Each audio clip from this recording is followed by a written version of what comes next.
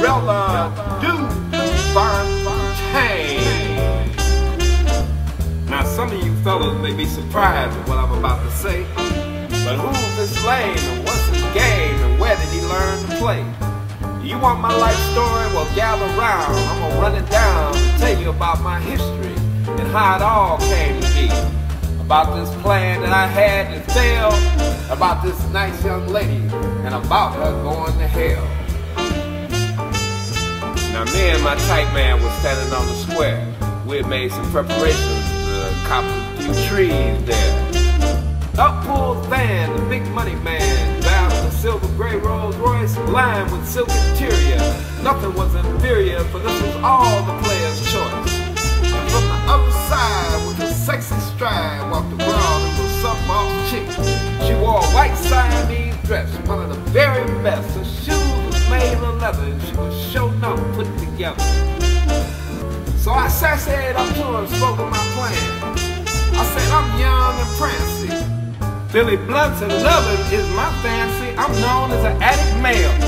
She said, I'd like to meet you again, say about 10 in my den. So I said to myself, looks like I'm all in. I said, by the way, baby, what's your name? She said, I go by the name of Dorella Du Fountaine. Mac-a-lackin' is my game.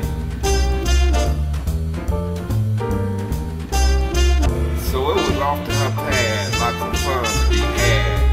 As the whoopee session seemed to never end, we ran out of positions, and that's not to mention the greeny green we made as a blend. The morning after, we got down to business matters. Mac-a-lackin' was what we knew best, so we started cack-a-lackin' on this rich dude who became Dorella's chief interest. Dorella and I had made a foolproof plan any player would have to recognize and understand. She got a cool million from her mark after dark, with a smile and lifting her butt and a little bit of fat from the showing of her thighs made Dorella realize that she landed all this cheddar and a large piece of pie. Had passed us by when I received a call that blew all parts of my heart. The person on the other side of the line repeatedly said that my Dorella was dead. Dead. So I jumped on the first plane to Miami. I did inquire, cause this was the place where Dorella laid out cold and stiff in the funeral parlor. What went wrong? What happened to the mark? Seemed that he caught on and shot Dorella after dark. As I stood over her casket, I began to say a final prayer. Dear God, take her into your keeping, and please look out for a player, cause the game is hard and maybe not often fair.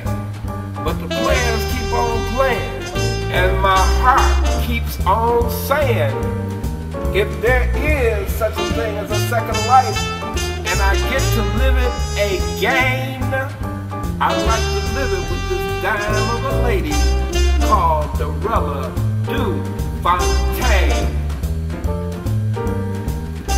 Dorella Du Fountaine.